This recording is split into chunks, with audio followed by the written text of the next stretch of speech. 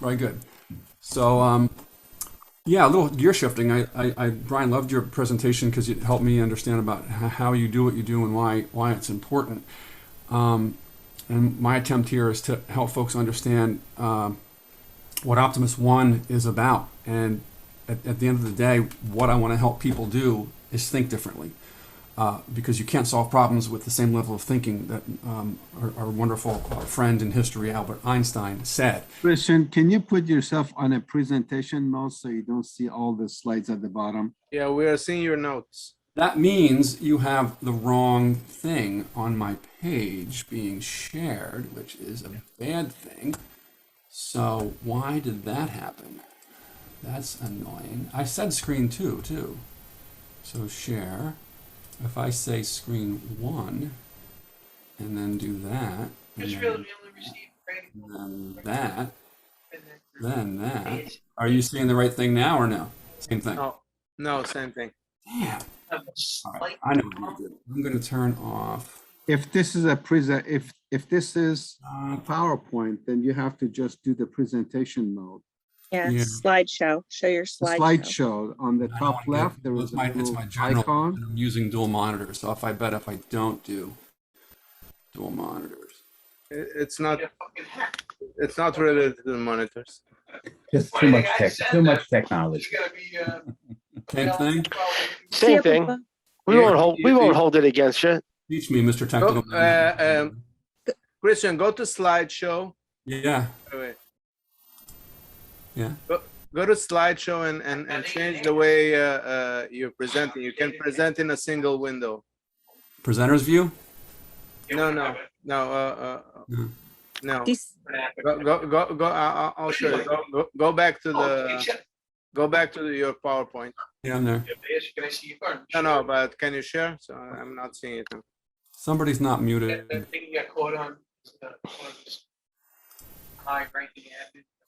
Okay, so go to slideshow. Yeah. He hasn't made a mandate yet, Just but it's. no, slideshow. Play from start. If you go And play from start. in your menu, you have slideshow. Yeah, that's what I'm doing. No, It's no, like That's play it. from You were start. doing Yeah, it. Play okay. from the start. Click on play guys, on the start. let me. Okay. Thing with buyer, you spelled it out. No, you should. So you're Okay. saying after the election. No, the setup, not this. Setup slideshow. You see setup slideshow? Go to- Yeah. Individual window. You know, we're against. Yep. So. And now click. Okay, and now share. And now- All right. But share that window. Okay. You should stop sharing now and then share that window. There's no, Go that window. there's no vaccine mandate. Thank you so There much. you have it. Mr. Yep. Technology Man being educated. It happens. Somebody should really get on mute. Happens to me Yeah. every day. Lane, can you mute somebody? Saying, Yeah, I think that was just Neko's background when he was talking, so we should be good now. And no, it's not my background, but okay. Fair enough. Awesome. Sorry for that delay.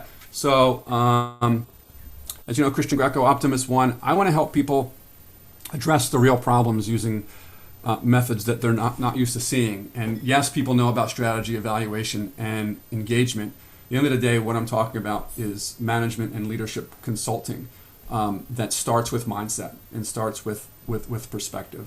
And so some folks are going to see and familiar with where I'm about you to go, but my goal here is to get you to stop and to think and to question how you're thinking. So I want to ask you, you don't have to answer this.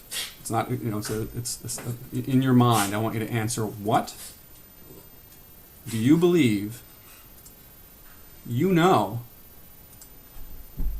is not true? It's not what you believe that you know other people have a belief in is not true. What do you, in your mind, believe that isn't true? Now, if that's hurting your head, it's supposed to. I want this question to hurt your head. It's supposed to hurt your head. The quick answer that's a cheat, it's impossible for you to believe something that you know it's not true, because if you did, you'd change your belief to something that was true. Purpose here is to get you to stop and think and question the way you're thinking, because that's the core about what I'm about, what my career is about, what my life's about, and what I want to devote the rest of my days on this planet to.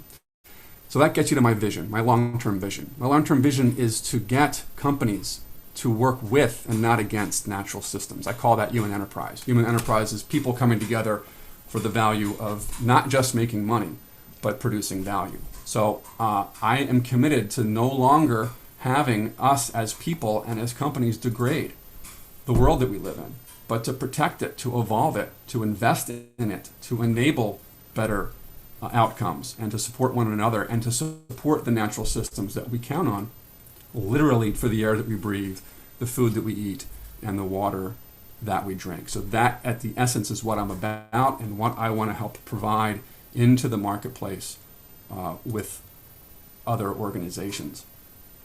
So there's a model that I came up with. It's a multidisciplinary approach that I think is necessary, because what I'm seeing, and I've experienced, I've been 30 years in the marketplace, is the root of the matter is never looked at. And if you don't get to the root of the problem, you're not going to truly solve the problem. So the value proposition is to allow businesses to become the best versions of themselves by getting to the core of what's holding them back from doing that. Shifting that mindset, thinking differently, is the first step. Because if you don't shift the way you think, you're not going to solve the problems in a different way. You're going to be circling in the same old way. So ultimately, in terms of who I serve, are those that are frustrated. They're not happy with performance in one way or another.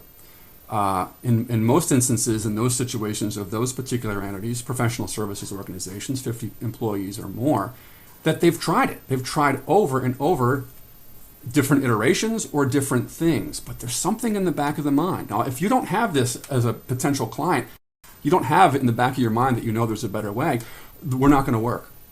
Right? There's no value proposition that I can offer you, and that's fine from an ideal client standpoint. But for those that are banging their head against the wall, but they know there's got to be a different way, I want to be able to talk to them. And I'd love to just get in conversation and see if there's a match in terms of the value of how I can serve them. So I love this iceberg. It's called the iceberg model. It's something out of a concept called systems thinking. And the way the majority of humans, me included, is we want to look at the solutions here, which are what we see, what's visually knowable. But the causes of most everything we don't see, we don't know, and are literally underneath the waterline of the iceberg. Most of the weight and the mass of an iceberg is underneath the water, and you can't see it. But that's where the leverage, that's where that magic actually happens in being able to solve the problem. But again, the answers, people believe that they're going to get to the answers up here, but you're only looking at problem results that are here. When you actually take a step of just sitting back, watching and learning, seeing what's happening over time, which is why I think it's necessary to not be a quick fixer to things. Yes, you want to be able to get leverage quickly, but just doing something to do something is not going to be effective, because there are patterns, there are trends that happen in an ongoing problem that are key to understanding more about why those events are happening. The next step is to see what awareness you get from what those patterns are, and seeing how those patterns are actual causes to the system functioning the way it is at the moment. That will give you even more leverage from a systemic problem. So how are things interrelated? What's the result of what those patterns are doing over time? But the ultimate magic is culture. It's exposing and understanding what's the belief systems, what are the attitudes that the individual, the group, the department has about the other department. And if you've worked in a large company, you can probably go back in time and remember the attitudes that either individuals or groups had about the other. Sometimes it was verbalized, sometimes it wasn't, but that's really the root that's not helping the situation. If you don't expose that, everything else is going to be window dressing. So from there, any shift in problem solution in the systemic way is to get to the culture, get to what drives from these attitudes and perceptions that people have about what they're doing and how they're doing it. And then lastly, once you've established these changes you want to do, you're not done. Are those patterns changing now? Are those events, the problem you wanted to solve and the results that you want to see different, are they actually happening from what you expected? And so organizations that go through this process have transformation, and that's a magical word that many folks are hearing nowadays. You know, the world of digital transformation is one of them, and this is a fundamental way to be able to be effective in doing that. So to wrap up from actual solutioning standpoint, because I like to talk esoterically, and most of that was, I'll give you an example. So a current situation where there's either hired or contracted IT staff, right? So Fred, this is for you. Right? So you're an outside in. So my recommendation to you and what I would do in this situation where the contracted staff is either not respected or blamed for problems, but we're going to be hypothetical here, right? Because Fred, I know that's not the case with you or Lisa as well, because you guys get it and have a lot of integrity and want to do the right thing for people, and you're not just surface problem solving. What needs to happen as the first step is to get an independent assessment. And Fred and Lisa, you can be that independent assessment. Maybe you're doing that today. There's a great deal of value I have in the past and would like to be able to provide to others in the future. Is that step one? Giving the leadership a way of looking at, from an expert perspective, what's actually happening with those IT people. Because business speaks a certain language, IT speaks another language, and if IT can't speak business, that's going to upset the people that are the ultimate decision makers. So there are multiple steps after that, but I'm just giving you an argument from a consultative standpoint where you start getting back to that model of the iceberg. So say also there's improvements or changes that you've done to the system, but they're not making any of the differences that you expected. Again, back to that concept I said before, well, it's first step. Observe how it's operating and get information from the people that are actually using it. Don't make assumptions. You might hear like, well, we need to just train people or create more rules to how things should be operating because of the outward events that you're seeing. No, you got to get somebody who's trusted, who I would also argue is an outside perspective, to actually glean information from the people that are using it and collect it all and be able to ascertain from a bigger picture exactly why those improvements aren't taking place. And then lastly, any goals that are continually not being met. Approach I like to take is, well, let's go up a notch and say, well, how well are those goals aligned with your vision, mission, and purpose? And I can't tell you how many companies I run into that are like, I don't see a need for those. Well, I'm not going to work with you actually if you don't have a vision, mission, and purpose. Or I'd love to work with you to help you figure that out, because if it's just the widget that you're making, then there's no intrinsic value for the people that are working. And I'm sure Harvey can attest to this, because I think he spent, if I was correct, 50 hours or less in his corporate world.